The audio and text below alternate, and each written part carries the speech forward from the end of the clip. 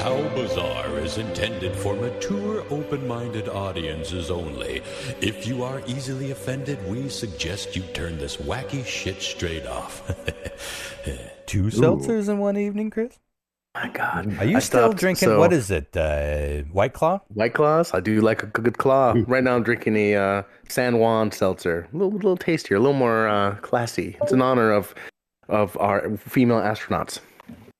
In honor of the female astronauts, as mentioned last week. White Claw, never could get into it. Is it kind of on its way out? No, it's pretty popular still. Don't think so? Because remember, Zima like was all the rage, and then wine coolers were all the rage. Generation Zima. You know what the brewery that I always hang out, Hellbent, here downtown, just released is a barley. I actually got to do the cover of it, or the label. I work in a lot of mediums, mostly print, but I got to do the label for it. It's a barley wine. It's called Old Pirates, and they used one of my old drawings of an old pirate ship. It is, I think it's like 10 or 11%. It is so fucking delicious, but holy shit, do you gotta like malt. It's really malty. Just hits you in the face, and I fucking love it. I can't afford it because it's like $18 for a bottle, but damn, it's so fucking good. Yeah, it's like $12 for a tulip. It's like a dinner. Damn. Well, it eats like a meal. Probably put a fork in that thing. But tasty shit. Have you guys seen the nonsense happening with the Minecraft screen? No. I was just showing. I saw the movie with my kid over the weekend. Oh, and wow. We had dinner tonight, and I told him, there's this particular scene where a chicken jockey appears, which I'm not familiar with. I played plenty of Minecraft, but never seen it. Yeah. And so I showed him what's happening. You go ahead and tell it. Yeah. I don't know what's happening. Oh, I don't have a story. It's a viral trend, like almost like a challenge, and kids are coming in mass to see this movie, teenagers.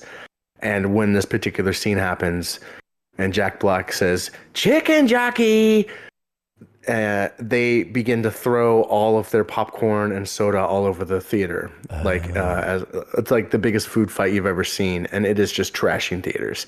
It got to the point where somebody brought a live chicken in during that sequence and was like hoisting the chicken up in the air and shit. But it's like you see the aftermath videos of what these kids are doing, and you're like, this is fucked up. Like, it looks bad, like damage. Well, yeah. I mean, what a fucking dickhead thing to do. I didn't get that back. I didn't look into the story, but I keep seeing people posting on social media these videos of people just going berserk, these fucking Minecraft screenings. Mm-hmm. That makes sense, though, because the last one I saw was, I'm assuming, a screening in L.A., and Jack Black actually showed up begging the audience to not throw shit and make a mess during the screening. But, I guess that explains that trend. But Jesus Christ, what? I'm always disgusted with how people treat theaters in general. Like, I'm just going to leave this explosion of popcorn, my red vines, all this bullshit just scattered all over the place. We're getting up and leaving it. I feel like we only really do that in the theaters. Why is this acceptable? Because I've always found it easy to grab my bag. It's not acceptable. Grab my candy, grab my empty soda or water bottles or whatever, and toss it on my way out. I would feel like such a twat. We did some pretty fucked up things back in the theater. I mean, Lyle could tell you. We used to bring air horns into the movie theater. Talked about it many, many times. Okay, on scary parts. Sure, we could have induced a heart attack, and we may have caused some hearing loss. But us honking the air horn in the theater, if anyone that doesn't know those, I don't know if they're aerosol, whatever the fuck, they're compressed air horns, and they are fucking loud, man. They're loud outside.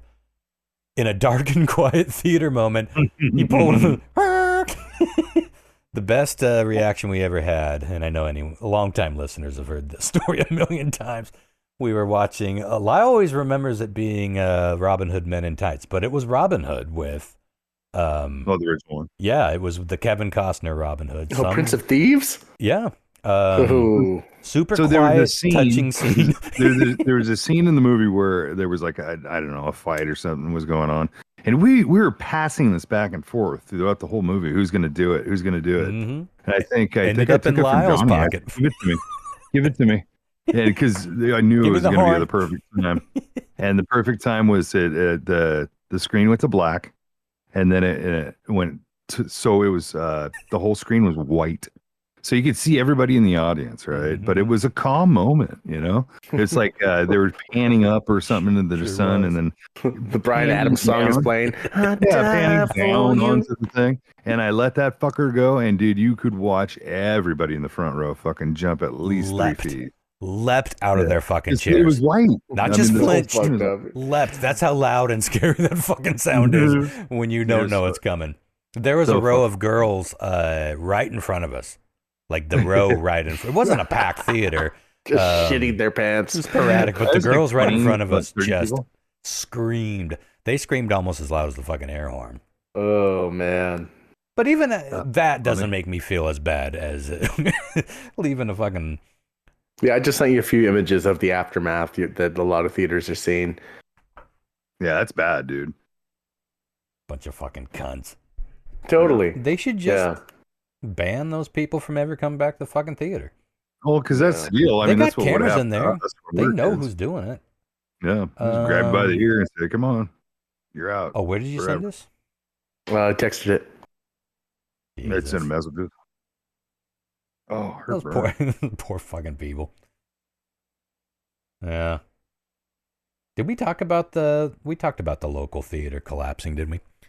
Yeah, we did. Crazy. I got Michael. I even talked about this on the last episode, but Michael, one of the owners, managers there, I had him write a little 2-page article in the latest Comet about the experience of, first of all, just dealing with it, because he got the call when he was at home from his wife, who his wife's dad owns that chain of theaters. There's 3 or 4 theaters as part of that company. And she's like, "Where are you? I need you here now." It's like, I bet. And then, they called 911. They got the fire department there. And I think this was a worldwide famous story, so I don't think anyone listening doesn't know the story. That a little bit of the roof, well, a lot of the roof actually collapsed, the ceiling, I should say, collapsed in on a theater. While fortunately there were only 2 people in there, but they were sitting. I didn't know this until he did the story. God, do I have one issue handy? I don't. I can describe it. So an entire HVAC unit. For those of you who don't know, that's like 2 refrigerators worth of metal. Like a huge theater's worth of HVAC unit fell through. All this wood and rebar and shit just collapsed in this theater. And it all landed 1 row in front of where the only 2 people in the theater were sitting. If they were sitting in that row, there's no way that somebody wouldn't have died. Certainly would have been hurt, but someone would have fucking died. Thousands of pounds, dude. They're 1,500 pounds. Yeah, this would not have been something that was featured on SNL as a joke, as it was. But Colin Jost had the pretty good joke. Everything else was making fun of the theater and the people in the theater, but Colin Jost had the best joke, I thought, which was 2 people's movie or screening of Captain America was interrupted when the ceiling collapsed. They were surprised but relieved. Or something like that. Rather relieved themselves, if you know what I'm saying. I don't think I told it right. It was like they were okay with it because the movie sucked. And it clearly didn't do well because it had only been playing a couple nights. There were 2 people in the theater. Anyway, it was a fascinating article to read from their perspective because they're just dealing with all this shit. And then they got first off, you got local media calling. You got, they got to call the city engineers, the inspectors to come look at it. We got to shut this place down. Yeah, we got to shut it down. What has to happen? Then they got to get tested for asbestos. The only good news was the building was so old that it was too old to have asbestos up in the roof, so they didn't have to deal with that. It wasn't a hazmat thing, but yeah, having to deal with all that. And then King 5 from Seattle calls, and then Los Angeles Times, and then New York Times, and then fucking BBC, and everywhere around the world wants to talk about this theater that collapsed. Even though no one got hurt, there were only 2 people in there. It was a massive fucking story. And yeah, it was a rough week for those guys. They're good people, so I'm glad that. But Jesus Christ, what a terrifying experience. No, nuts. Like absolutely nuts. Wouldn't it feel like if you were there, it'd make you feel like you were like living a real, what was it? A ride? Destination. Destination. Final Destination. Final Destination, yeah. Yeah. Well, maybe surviving this makes them feel like they got a final destination. We could have been in those seats. Maybe they were in those seats. They decided, this is too close. Let's go 1 row back. Right. That would be a setup for a final destination. Terrifying. I got another news story I want to hit before we get on to. I got a game for y'all, and it kind of ties into last week. I'll explain in just a middle. I don't know where the fuck I even got that word. Are you guys familiar with this Backrooms phenomena, the whole concept of Backrooms? No, I'm not sure. Like he said, arcade Backrooms or something? No. Jon-Mark, you familiar with the Backrooms? Backrooms. So this was something that originated, I believe, on Creepypasta, maybe Reddit, but the real legends were born on Creepypasta. This started a few years ago. Somebody posted this photo. It was a little off kilter, not a straight on photo. Oh, I know this. Yes. Empty room. It was like an empty office space with like dingy yellow fluorescent lighting, dingy yellow walls, carpet that looked maybe damp or moistened, and just nothing in there. No tables, no furniture, no windows, no people, no signs of life, just this room. And someone posted it, and people started saying, why does this picture make me feel bad? Like, why do I get the fucking willies? And so everyone started commenting about how this picture made them feel queasy or afraid, or it was triggering some weird memory in them. And this got the phenomenon of Backrooms going. And it was really an extension of fiction. You know, Creepypasta is this place where people come up with legends. And a lot of times these legends end up being sort of kind of real world-ish, like if only as urban legend, but people start telling their own stories where, like, I mean, the Slender Man, I believe, was born on Creepypasta. And all these different kinds of creepy legends were born on there as fiction. But this one had an interesting origin because it all started from this one fucking photo. So other people started posting photos of Backrooms and sharing stories of, holy shit, I witnessed a backroom. And somehow, I don't know who got it going. It's kind of fuzzy. And if you try to go down this rabbit hole to find explanations, it's tricky because so much of it is wrapped up in gaming now. There's like a backroom gaming community, you know, games based on just traversing the backrooms, and fiction that has been built on top of it. So there's all these rules and all these things that you find in the back rooms, like room temperature almond milk, and just like all this bullshit made up stuff. But I was more intrigued by how so many people had a visceral reaction to this fucking photo. And I gotta say, even I, looking at it, had this weird sort of thought, and before I chased down anything to do with this legend or what the Backrooms were supposedly supposed to be, I had my own experience with one. I'll talk about that in a minute. I want to go back to the original photo. Let me see if I can find the original photo and send it your way. And as I described, I didn't describe the creepy old wallpaper on it. And it really doesn't look super office-y now that I revisit the photo, but it's definitely not a home. Like, this doesn't look like a house. It does look like some sort of commercial It reminds space. me of what the office in Severance looks like, but 20 years ago. Well, 30. I haven't found confirmation of this, but everybody in these threads claims that they have read that Severance, one of the initial sparks that launched Severance, was the Backrooms phenomenon. Because if you look at Severance, it's just this sort of sickly, completely stark, empty office space. I have heard of this kind of thing. Yeah, for sure. So let's look at this photo, and I'll make this the show photo on the Facebook page. It's just it's just a photo looking into, you're like standing in a large doorway or open passageway in between two walls with wallpaper, two different kinds of wallpaper. That's part of the equation. Everything is yellow and beigey and sort of greenish hue. The fluorescent lights. Very nondescript. And just empty. But people have analyzed this to death, as you might imagine, including graphic designers, architects, interior designers, people who understand things like geometry. And one of the first things that people have analyzed with this photo that makes things feel off is just the angle of it. Like, how hard would it have been for that photo to have been taken straight on in a sort of Stanley Kubrick-esque symmetry, looking straight down, but it's not only not lined up with the open doorway, it's tilted. Like, you just kind of want to adjust it and straighten it up. I see what you're saying. We're at the floor where you got the light socket and then the trim.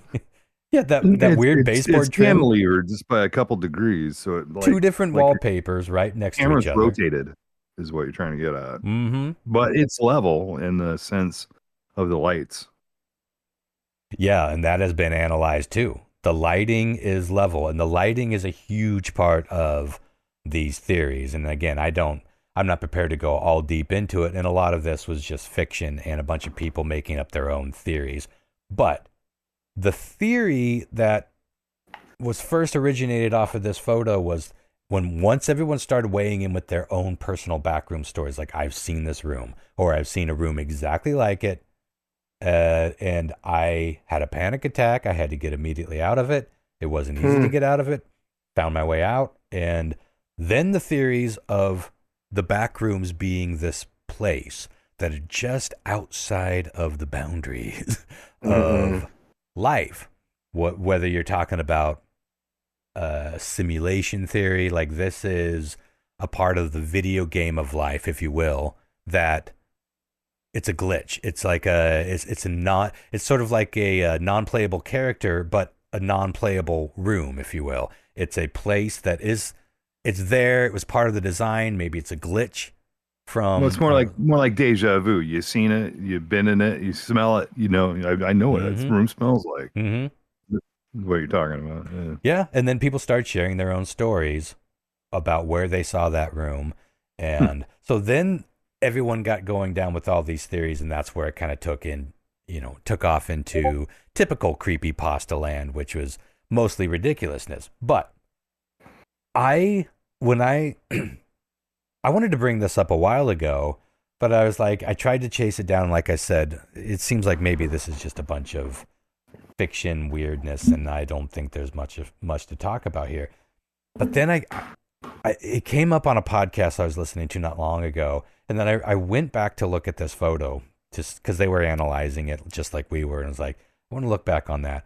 And it wasn't until then that I remembered that I had this experience.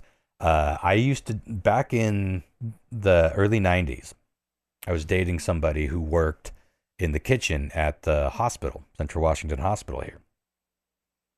And there are elevators that are open to the public, and then there are more utilitarian elevators that only workers there have access to, and that goes down to, like, the basement and certain parts of the morgue where they don't want, for obvious reasons, they don't want random people just going below the cafeteria and seeing the morgue, which I did many times.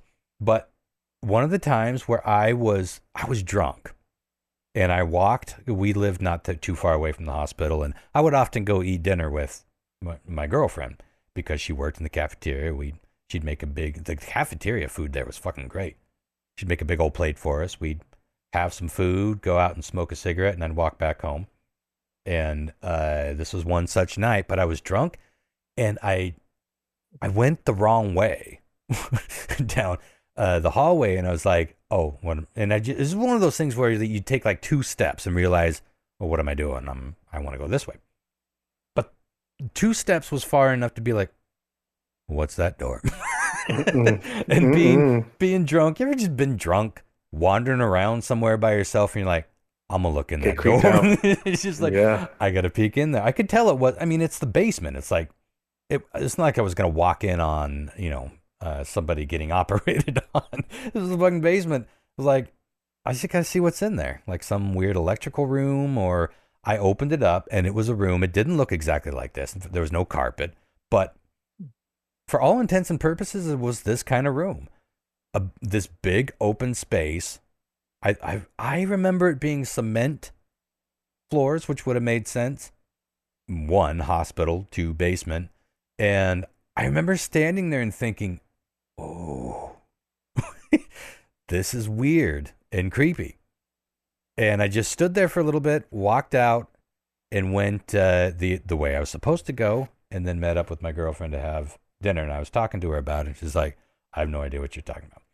And I don't think I really thought about it at all until like just a couple weeks ago when I was revisiting the Backrooms. I was like, man, I wonder what that room was about. And it's like, I kind of had my own little backroom experience standing there. And now, to be fair, it was just this empty room, but it was in a hospital. It was in a basement of a hospital, a very old hospital. And, well, not very, very old, but, an old hospital. And that alone, and I knew the morgue was right around the corner. I'd been in the morgue before. This was just this empty room. So I had a reason to kind of be creeped out because I was in a, all those things put together. But the more I thought about it, I was like, why was I so creeped out? Because I don't feel like I was that creeped out when I was in the morgue. Because I knew what the morgue was. Yeah, there's a dead body there. There's, they had bodies that were wrapped up in the bags. They had bodies. I didn't walk in and see like a body laying on a slab, but there were bodies that were, in bags, just sort of like sitting there on the fucking stainless steel tables waiting to be dealt with. That's all I saw in the morgue. And, the tools, which is something to fucking see, and carts and drains on the floor. But this is the closest thing I can think of to a backroom experience. And I was talking to a friend not that long ago down at the pub, and I was telling him that I was working on this thing, and he said that he used to work at not the bigger mall in East Wenatchee, but the smaller mall that used to exist over in Wenatchee. And he said that behind all of the little stores was this basically just a hallway. Like every store. Yeah, just utilitarian for employees to use. You went back there and maybe there'd be a door, a crash door or something on the other side of that hallway to go out to the parking lot. But he said when he was walking through one of those, I can't remember what he did. He worked at one of those places, but he just, on a whim, kind of like, I'm going to go down to the other exit and go out the front, out towards where Taco Bell is now. And he said he thought he was going through one of the crash doors to get out to the main hall, but he entered a room that was exactly like what I was describing to him. And he was like, and he got freaked out by it, but he went back out and he was like, wait a minute, where is that? Because here's this store. It's like if you have Hickory Farms here and one door next to Hickory Farms on the same side of the mall is, Radio Shack. A Radio Shack. What is this room in between them, and how could it possibly be? It was something like that, where he found this big open space between the 2 open stores, and he was like, okay, I get that you could put a couple walls up and maybe some shelving, and you'd have like a closet worth of space that would be eaten up in this room. And he started wigging out. He just texted me yesterday that, dude, I'm freaking out about this. And there's no way to go back and look because that mall has been completely gutted. Now it's a strip mall. It's not the same structure at all. So I was curious if you guys have ever had any experiences with, I mean, it's not that weird or crazy of a thing to just be wandering around somewhere and you go through a wrong door and there's an empty room. it happens. Either a business that just moved out and the new business hasn't moved in, or it's a place that's under construction. Maybe it just got finished. But Sure. most people describe this as being a well-established, usually dingy kind of place where it's like, what happened to whatever was in here? What is this space for? Have you guys had any kind of experience like that? Well, I have tons of them because I used to do construction. So it's like I've been in buildings. Many buildings have been completely, I was thinking out. you used to be a security guard at the mall in East Wenatchee. Yeah, that too. Did you ever walk into a room that you couldn't account for? Not that I couldn't account for, but I've been in every room besides some of the places upstairs. That people don't know, but the higher up, the people that owned the company at the time had offices upstairs. There were like, I want to, God, what was Lamont's? Lamont, yeah. That store, they had a back door that went to the bathrooms, and the hallway's still there. You can still use it to get to the back, but there's a little staircase that goes up, and that area I didn't mess around with anything up there. I didn't need to be up there. It was the owner's kind of personal place. Well, one of the main things with the Backrooms theory is it's not a room that you can point somebody to and have them go. Apparently, people have tried that. And it's not a room that you're going to talk about that anybody knows about. My girlfriend didn't know about it. I asked the janitor, who she's friends with. He didn't know what I was talking about. And it's only looking back that seems odd, and it ties into this. And my friend who worked at the mall said that he asked questions about what that room was. Nobody answered it. And I don't know if he ever went back or if he just, like me, didn't think anything of it. Oh, it's just this weird empty room. And maybe in hindsight, you're like, that could not have made sense because where was that space on the other side of the mall? Anyway, I'm not saying that there's anything to this. I found it interesting that after a second time of digging into this, it kind of triggered a weird little memory of mine. And I bet a lot of people who are listening now that don't know about this are like, there's something about it. You know, like there's something, like you guys said, like there's something familiar about it, but maybe you haven't experienced it and maybe you've heard other people talking about it. But well, there's a friend of mine. I remember he told me this story once that one of his buddies he grew up with, he's been in this house. You know, Jason is the guy's name, and he said him and his buddy pretty much spent a lot of the youth in the house, right? Went to school, graduated, moved out, you know, whatever, years gone by. And this same guy was like at this house, and he couldn't figure out for what life of him what was going on with it. It was because of hindsight now, you know, he's like, once you work in construction and stuff like that, you know, floor layouts, and you start looking at houses like from the inside and the outside, you could kind of tell what's going on like from the outside to the inside, if that makes any sense. So he's looking at the house, and like there's a section of the house that he has never been in. And it was literally like the size of a living room. And it was he only noticed it from the outside. This is years later, you know, he just came by to it, and he wanted to talk to the owners because the house sold. And he was really curious on trying to find out whatever it was. It was a giant size room, about the size of a living room, that was walled over. Completely walled over to the point where the person that owned the house didn't even know it was there. How weird is that? That's pretty weird. I don't know if that fits your same story, but I mean, it's kind of... Well, I feel like this has come up before on the show at some point. I think I've told that story once. Well, no, you might have, but this, if this hasn't come up, I feel like it has. This might weird you guys out. So I have lived in this house since 1998. Mm-hmm. There are 2 places in this house that I have never gone. Now this is not a massive. I mean, it's a big house. It's not a massive house. It's about 3,000 square feet, and 3 stories, 3 short stories, and there's a hatch I feel like we talked about this when we were talking about Lost. No. It's when you found all the wine bottles. The story with the wine. That's one place. There's a hatch. There's a bathroom that I never use in this house on the middle floor. I use it like it's where my bike. I keep my bike and some old like sleeping bags and some random shit. It ended up being kind of a storage room, and then I just crammed a bunch of shit in there. And I don't use that bathroom. Never even go in there really, except to grab my bike, which hasn't been frequently lately. But there's a hatch in that bathroom floor, and I've lifted it up, and there's a ladder that goes down on the middle floor. Yeah, it goes down just like a few feet, and then out toward the orchard in the back of the house. The back part of the house.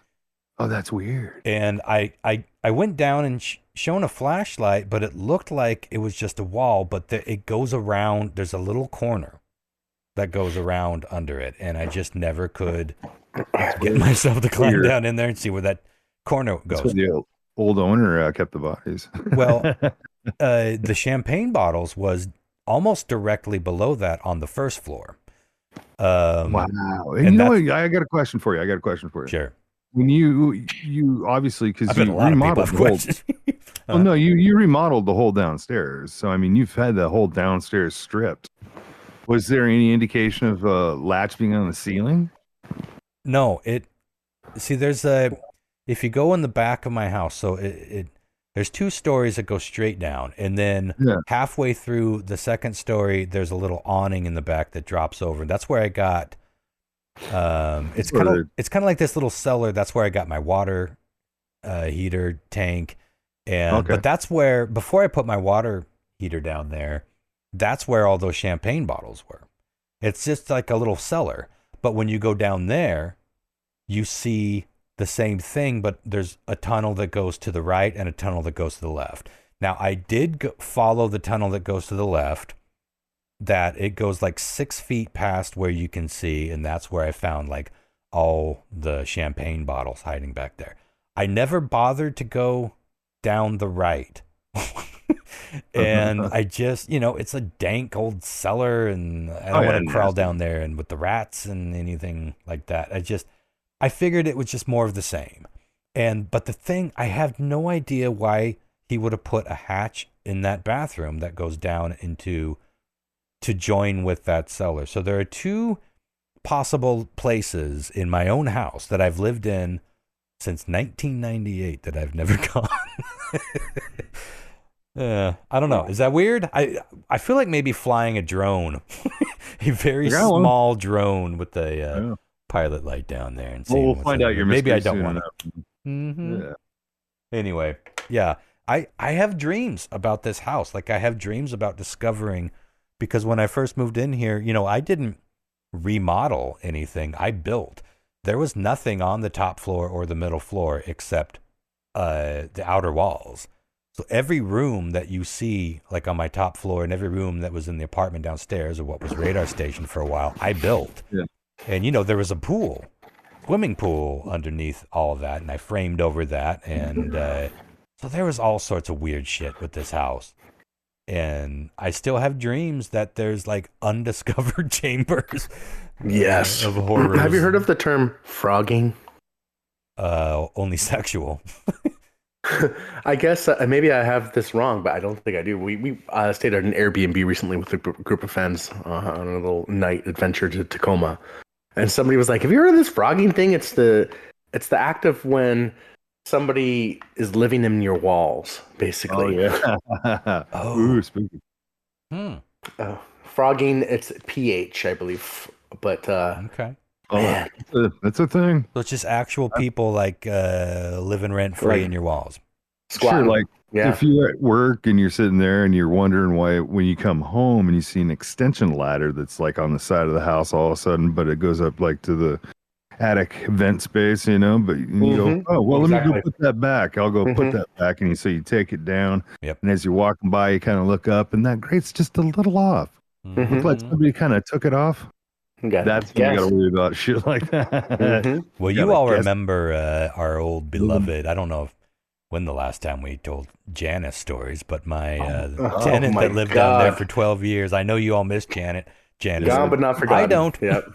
I just looked her up the other day to see if she died yet. She's got to be dead, but I couldn't find her obituary, so I don't know.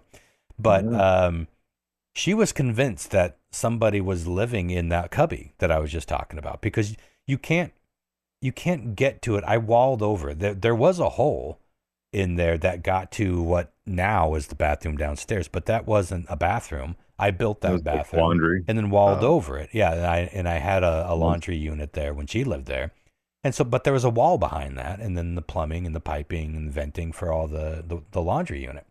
Sure. That all went out into where the hot water tank is, in that little cellar where I found all the wine bottles. Now there's room for someone to live back there. It's probably like a 40 square foot little place, but she was convinced someone was living down there. I'm like, no one's living down there. She's like, I hear him. I fucking hear him. I heard him cough. I heard somebody coughing down there. And I was like, all right. Wow. So I finally went. I mean, I it's not like I never opened the thing. I've gone down there quite a few times, or I open it at least and take a peek. I looked down there. There was nothing. There was no sign of anybody being down there. But I didn't go down that other. I did not go down to go that. Clean bodies. Haven't heard anybody coughing down there, but she was convinced someone was living down there. It's funny you say that. Now this is not connected to that, but it just jogged my memory. I recently listened to a podcast about a murder that supposedly partially inspired the movie Candyman. Mm-hmm.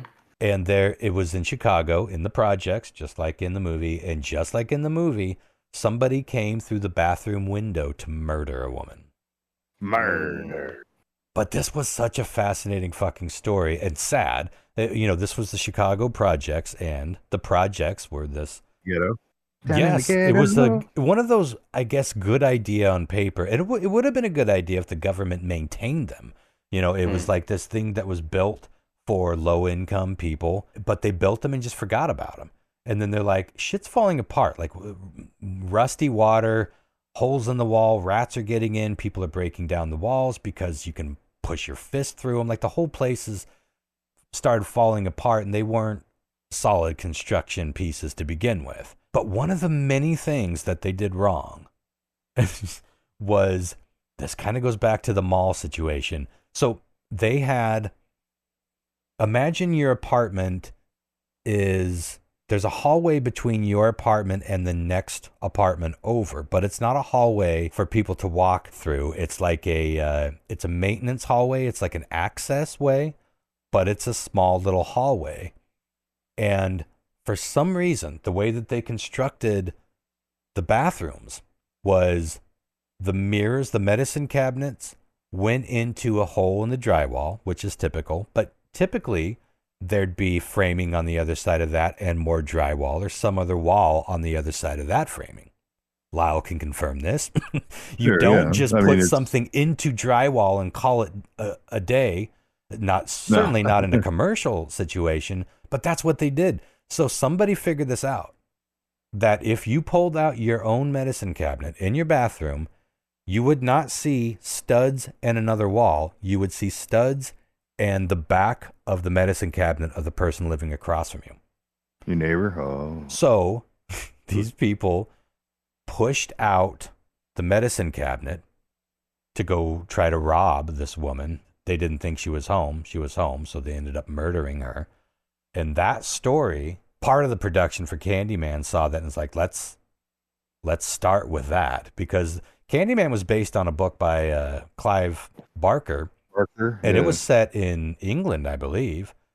So they changed the story to be in the projects in Chicago based on this one murder. Now, that's as far as it got. Nothing else is really based on, except some of the names were very similar to this murder victim. I can't remember it. But I thought, and she was trying to tell people, like, people are trying to get into my bathroom. She was boarding up. She would not go to the bathroom in her own house. She was telling people, begging the building owners, like, you like Janice, got to fucking help. There's a guy coughing in there. She was hearing people in the fucking bathroom. They're like, you're fucking crazy. They thought she was crazy. She started shitting in a bucket in her living room. Like Janice. Just like Candyman. It is kind Sorry, of. it's been a while. It is been a kind while of since I thought of your. Well, it's kind of like Carl too. I know you I guys miss her. him. Those were grand, horrible stories. Remember But grand. Carl? Come on. Oh yeah. Well, Carl's a big Hot Carl. But so she was trying to tell people she wouldn't go in there, and then eventually she was murdered by two people that lived across this hidden hallway. That'd be so weird and creepy because you'd literally think you're going insane, right? Because like someone just came through my back, and it does sound insane. It sounds insane for a woman a woman. It sounds insane for anybody to say that someone is trying to get to me through my bathroom mirror or living in my walls. Yeah, and she died by people who came in through her bathroom mirror. Wow. It's a crazy fucking story. Yeah. That's a true story. That is not tied to the Backrooms at all. That is actual history that this happened. And they actually, they caught the people. I think they came in through an empty apartment. I don't think that it was, it took a little bit of looking around to find the people that did this. So it wasn't as easy as them going through their own bathroom mirror to get to the one across the hall. But the fact that it was even constructed like that is just fucking mind-blowing. And yeah, no, that's a trip. Mm-hmm. Well, I had a few more stories, but I'm going to skip ahead because we got just enough time to play a little bit of game before we get on to Weird Triv. Now, let's do it. Of course, just we're talking about last week. Highlander. How you swept it. Well, how I swept it, but also different game. The movie Highlander. Oh, yay. Okay. And that got me thinking. We did something like this a while ago, but this is a bit of a different take. I wanted to do a round of elimination based on the best fantasy films of the 1980s. Now, we have done the highest grossing. We've done most popular as voted by the people of Ranker. This is from Rotten Tomatoes. Now, this is a bit of a different vibe because it's from Rotten Tomatoes. So I think that some of this list is kind of bullshit. But the reason I'm bringing it is because I think all of these movies are fair. And I think some of these movies might be some that a lot of people maybe slept on or missed in the 80s. You can't say that any of these are like terrible movies. But it's a funny little list. And based on that, I am going to send you the top 30 because this will be too tricky to pull some of these out of your asses. I think a lot of these you would have gotten to, you would have guessed right away. And we are only going to score the top 15. Now, we are going to do, as per usual, the Ronster list. But this is a little different. I have 4 picks from the Ronster list. All 4 of these picks are on the top 30, but they're not in the top 15. And as far as I'm concerned, they absolutely should be. Each one of those are going to be worth 5 points. So those could be pretty big. So other than that, it's the usual thing. Let's see. Who came in second with Weird Triv last week? Do you remember? It's been a while. It was a tie between Jon-Mark and Lyle. Each had 1 point, I believe. So I did. You know, we always put Lyle in the caboose. Don't you feel for this game? He always ends up, even if we draw. So let's just start with Lyle. And then I'm going to put Christopher in the middle. I feel it's fair because he doesn't get to play the games as much as he gives the games. So we're going to go Lyle, Christopher, and Jon-Mark. So you got your list there? Did that come through? Yep. That is the top 30 out of order. We are only scoring the top 15. Like for those of you playing at home that you don't get the benefit of the list, I'll just say that there are some cartoons and we tend to just think of cartoons as being cartoons as opposed to fantasy movies. Adult cartoons. Yeah, and a couple of kids cartoons. I mean, there's some stuff in here that's kids is your family. But let's see how y'all do here. Lyle, you are up first. My first answer, guess, whatever it is, I'm going to have to go with the appearance of Tom Cruise in the movie he starred in the early 80s called Willow. Well, there's so much wrong about this. What? Did I mess it up? The parents? Yeah. Because Tom Cruise is not in Willow. What's his name? No, what? Val Kilmer. Legend. Legend. My bad. Okay. So do you want Legend or do you want Willow? I had dialysis today. So it's kind of tired. You don't have to. It's not on there. Yeah. You don't have it on there. Willow's on there and Legend's on there, I believe. Yeah, you might have to scroll down. It's a big list. It's 30. It's all 30. Oh, I got Conan at the bottom. Mm-hmm. Oh, okay. I see it. Yeah, I'll just go Legend. Legend is Legend is on the list at 27. And I almost put that as one of the Ronsters. This needs to be up higher. But no, Legend doesn't get you any score. Criminally low on that list, if you ask me. I would agree with that. 27. Yeah. It's almost out of the top 30. Yeah. Wow, there's a lot of good movies on this list, though. Yep. Oh, yeah. Okay, well, I'm going to jump right in and pick up where Lau left off with Willow in honor of Val Kilmer. Yes. Well, it's funny because I pictured you choosing Willow, and I pictured you being not only disappointed, but angered. Here we go. Here we fucking go. Willow didn't fare much better than Legend. It's 24. Yeah. Bullshit. It is bullshit. Oh, I'm supposed to be checking these off. Who wrote these? Were they Gen Xers or? This was Rotten Tomatoes, so it's a lot of critics. A lot of critics weighing in on this. Young critics. Okay, so Willow and Legend have been chosen. All right, Jon-Mark. Nothing but whiffs so far. Gonna bring us home with well, not bring us home, but you gonna get us out the door? Jon-Mark? Jon-Mark. That's so weird because all these movies are all like fucking, they're not super new. Well, it's the 80s. One or two. These are all 80s. Yeah, I know, but like whoever wrote this should be slapped. I am not on team this list. Not 100%. But again, you can't really argue with I mean, they're all good. Jon-Mark, did we lose Jon-Mark? He's still here. Maybe he's indisposed. I guess I'll just pick for him. Well, while we're waiting, Willow and Legend.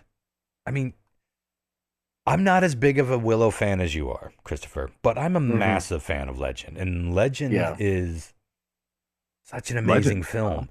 But I will say, it doesn't come up very often. Yeah. I think for some reason, especially considering that Tom Cruise was in it and Tim Curry, and it's a very well-known movie directed by Ridley Scott. It's star-studded, star-directed. I still think there are a shit ton of people that have never seen Legend. Yeah. As opposed to, a lot of these other movies. I wonder what up with Jon-Mark. I mean, we could skip him, I guess, but it's going to throw the game. Totally. Well. Yeah, I don't. What do we do? What are our options? Well. Tell me a story. Why don't I pick? We'll go around, and then if he comes back, he'll take two in a row. There you go. We can do him back to back. Even I'm gonna go with The Princess Bride.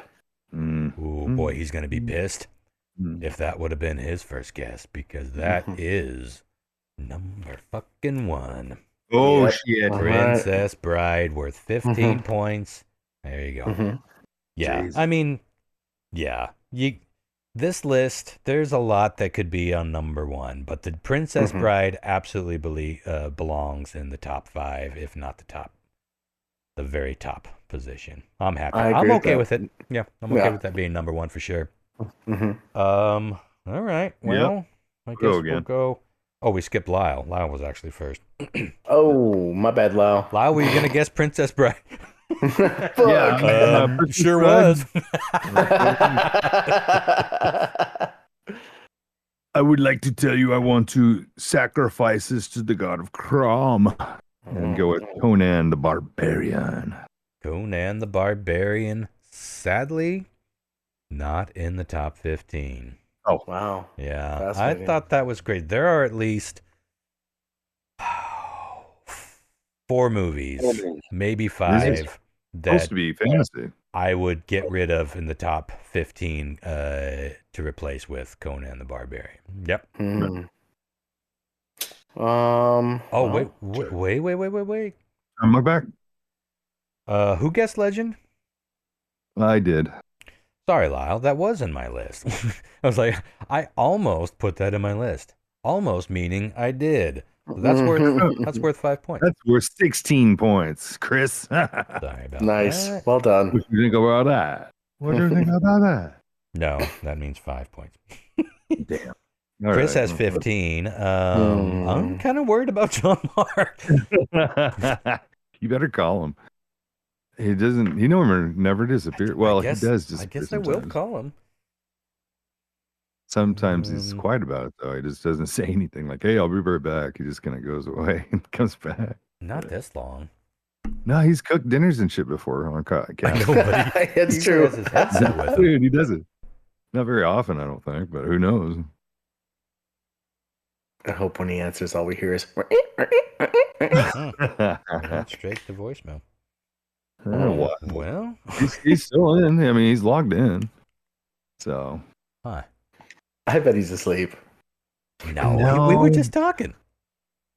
Yeah, he would hear us. I would think. I mean, I guess it's possible. I don't have Jen's number. Yeah, I've fallen asleep doing the podcast before though once too. So. Well, I know, but you have dialysis and yeah, well, a quarter teaspoon of a kidney and mm-hmm. I know Jon-Mark's never done this, so I'm kind of worried. Well, I guess we'll keep playing. We'll keep having fun game time while we're worried. Huh? All right. I mean we. As long as he's not having a heart attack, then I guess everything will be fine at some point. I mean, it's just a game. Sure. Yeah. But we'll see where he where he ends up. Anywho, all right. So back to Christopher now. I'm going to go with a movie that terrified me as a child, but I know is well loved, and that is The Dark Crystal. Dark Crystal terrified a lot of people as a child.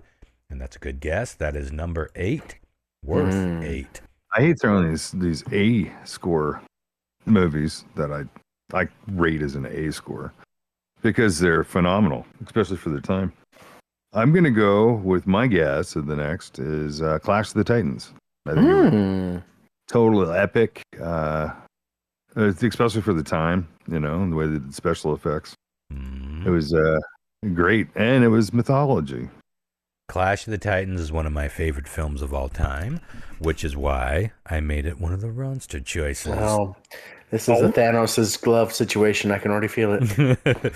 So again, Lyle is tuned into the Ronster's way of thinking, and that gets you 10 to Christopher's 23. Lots of game left to play. And more choices for you with Jon-Mark. Being asleep. Well, I'm just going to let this song tell you what my next one's going to be.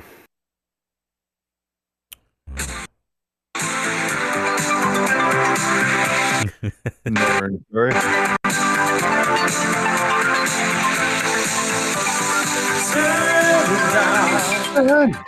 Did you fantasy?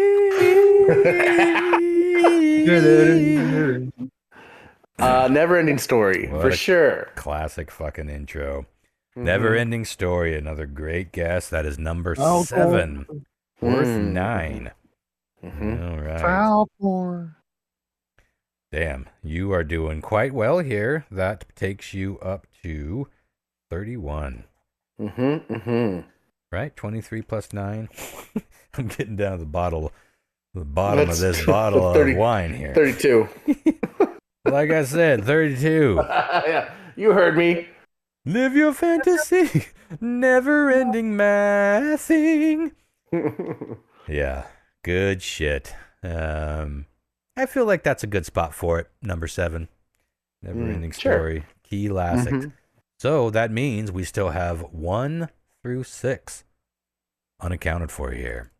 Again, I'm going to remind you, some of these in the top 5 are little maybe on the, not the eggheady isn't the right word, but not so much on the beaten path. Okay. But most of them you guys will get.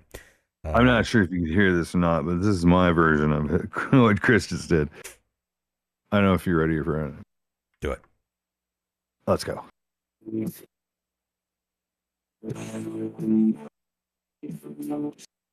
Talking about that heavy metal. Good choice. Yeah, I can't. Did you hear it though? Not really. Oh well, I just. But talk about that heavy metal. It's heavy metal. The animation. Heavy metal. Is that on the list? That's the one. Yeah. Sure is. Funny. No, that's not a good sign, Lau. Not a good sign, Lau. Heavy metal. That is a good guess. Well, yeah, but that was kind of an outsider movie to some degree. Yeah. Definitely not everybody has seen heavy metal. We sure did. Cartoons and boobs. That was mad. That was pretty magical. That might have been the first cartoon boobs I ever saw. I think Fritz the Cat or maybe one of the other Ralph Bakshi cartoons came after heavy metal for me. But violent, semi-softcore porn cartoons when we're 12. Then what's his, Michael Armstrong? What's his name?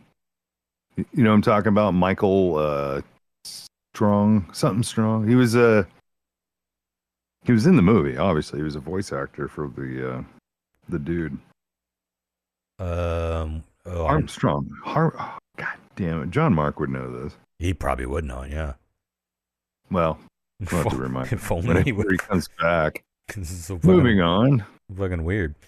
I'm not sure who you're talking about, but heavy metal not on the top 15. That is at number 17. Just missed it. But kooky movie and an important and influential movie. But yeah, it's God. I just wikied it just to find out. I'm trying to find him. Yeah, I can't remember. Oh, John Candy was in it. No, it wasn't John Candy. Oh, but he is in it. I see him in the credits. Mm-hmm. I'm going to go with Labyrinth.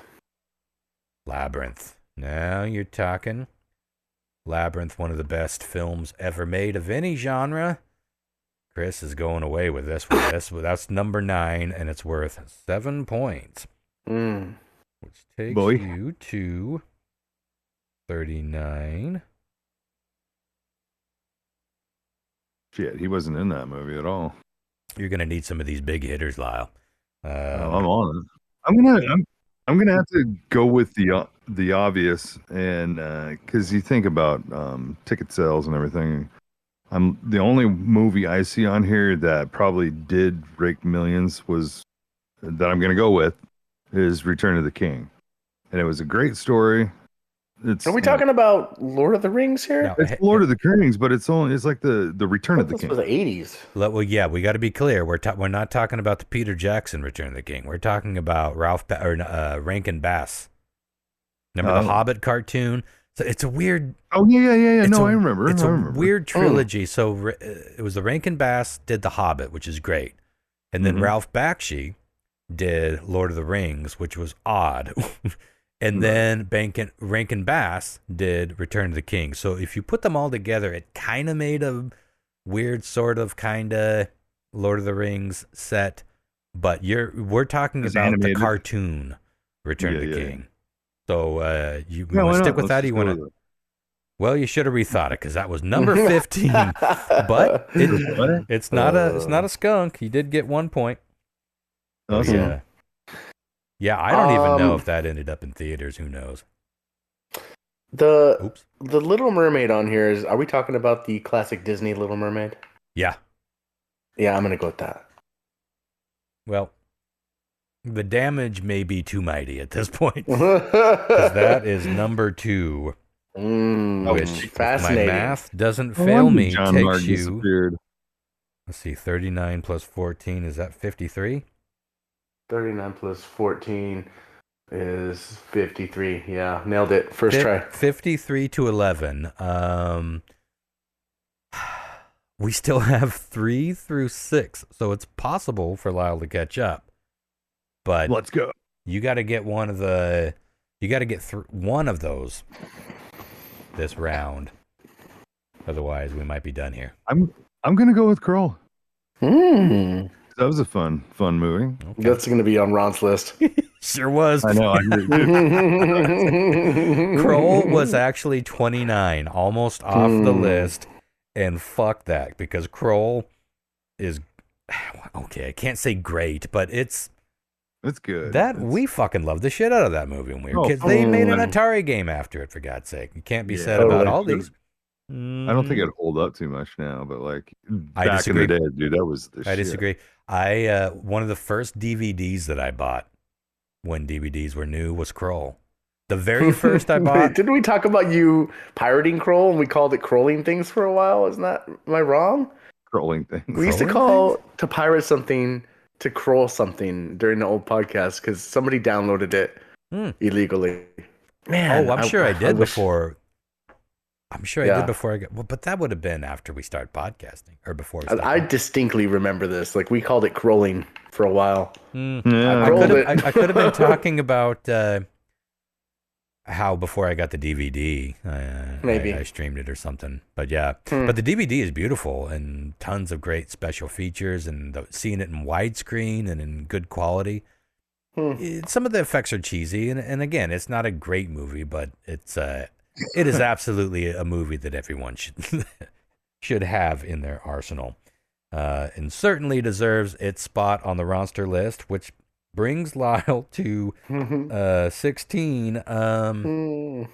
Let's see. Let's just keep going. Christopher gets a whiff. I mean, what else are we gonna do? We can't really play.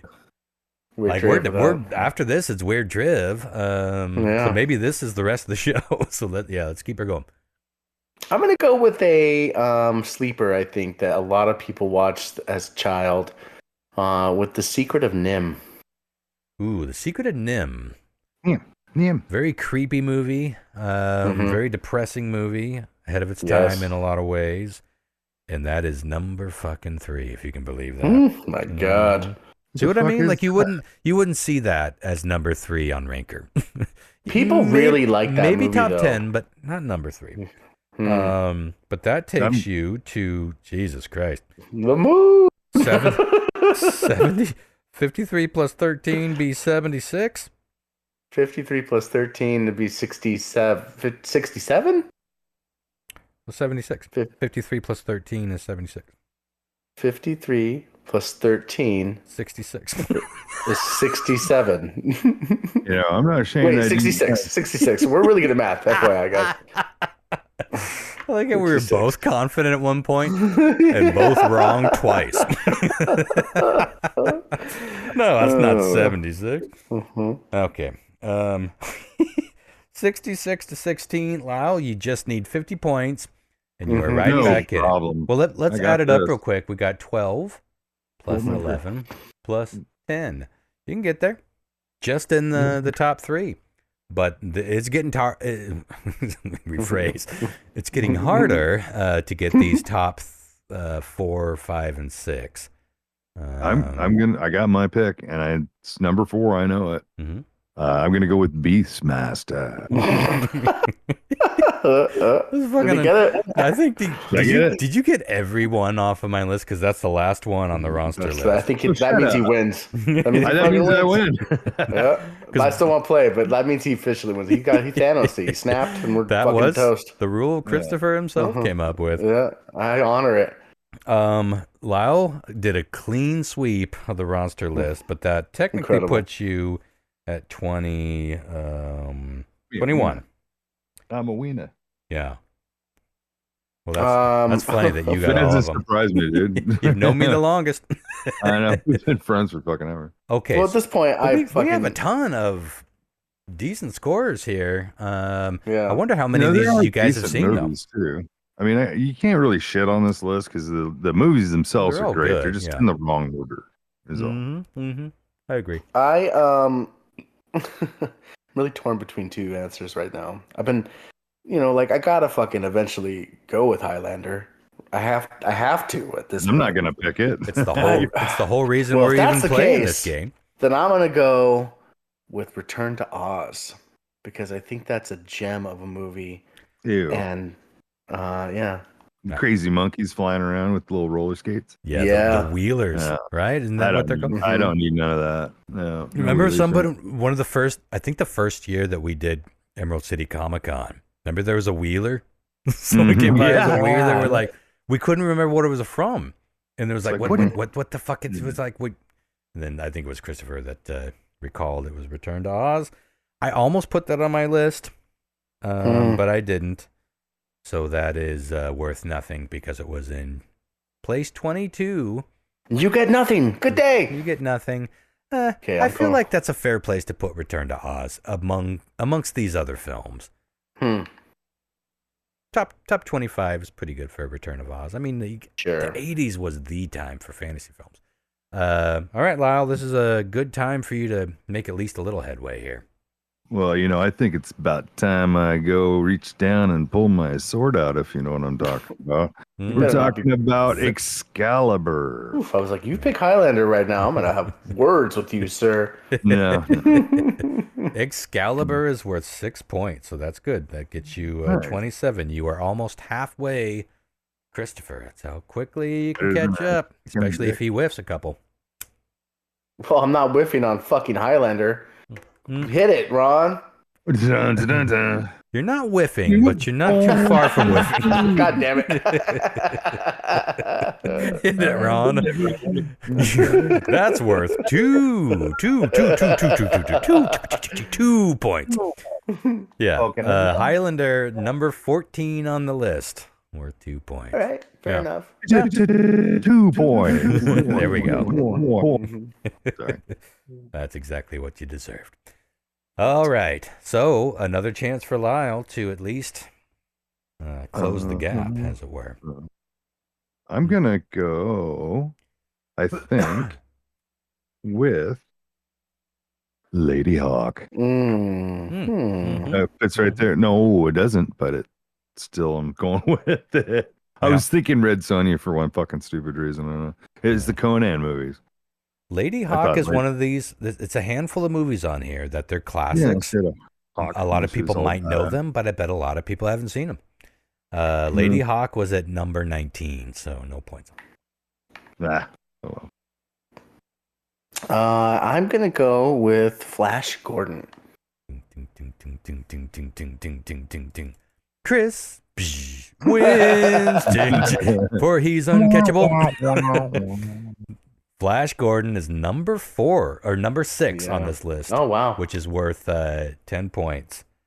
And that takes you to 78. And yes, baby. Don't think there's any catching up. So we can dub you the winner. I can stop.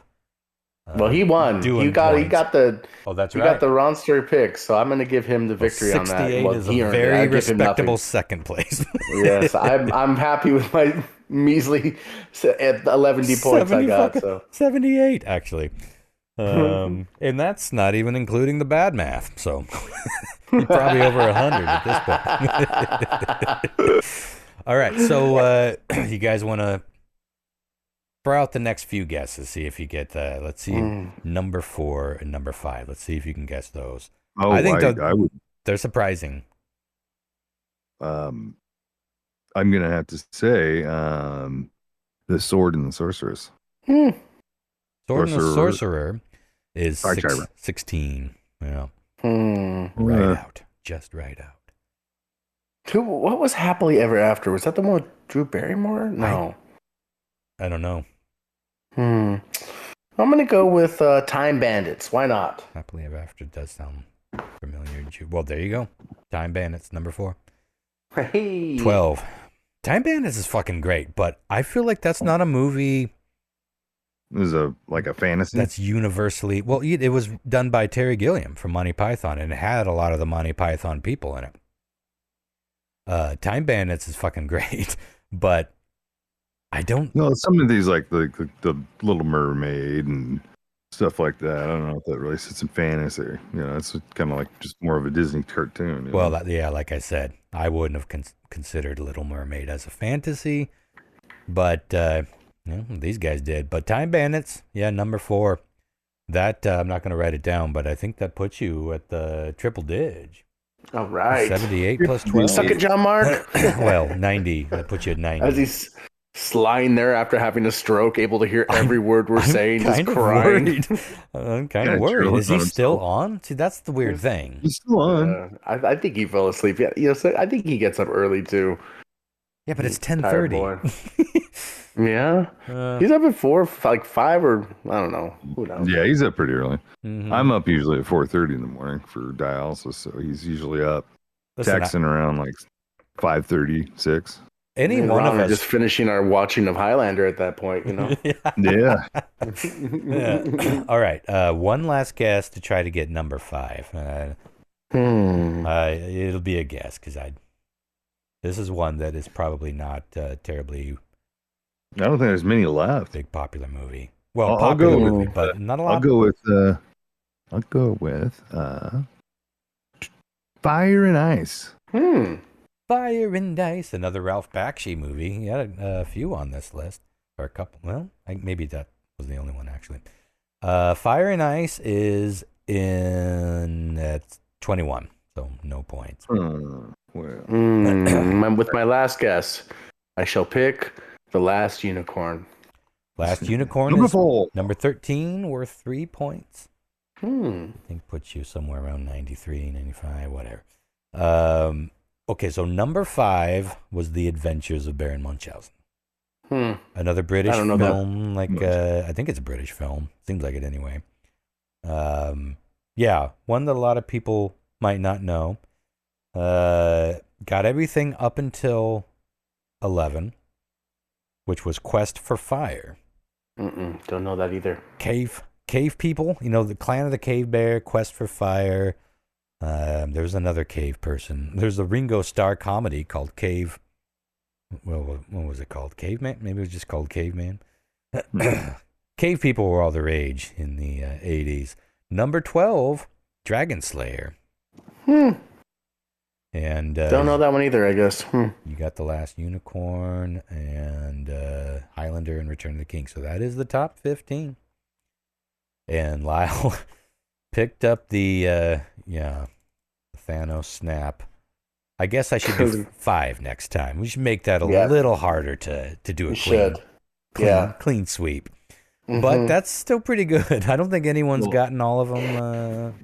Chris, you got close one time. I did. I almost fucking snapped you bitches. But nope. Snapped us into oblivion. Well, this feels weird, but I think that we call it the show. Weird. But this won't come out until 2 weeks at least. So I guess if anything serious has happened, we just won't put it up. At bare minimum, you can snip my. Mike's probably laying on the floor having a stroke. I sure hope he's okay. I think I'm gonna reach out to Jen via Facebook and see if I can get somebody to join us. Some confirmation. No, let's. We're already at. Okay. We got enough show anyway, content wise or time wise, for 2 episodes. But yeah, let's get on out of here, and we're gonna hope and pray that Jon-Mark is A-OK and getting his beauty rest with the fucking headphones on. All right, y'all. Yeah. Tune in next week. We'll be talking about 9/11 and hearing from Jon-Mark about what the hell happened. Fingers crossed. And until then, I guess that's that. Good night, y'all. Yeah. Night, guys. Bye. Good night.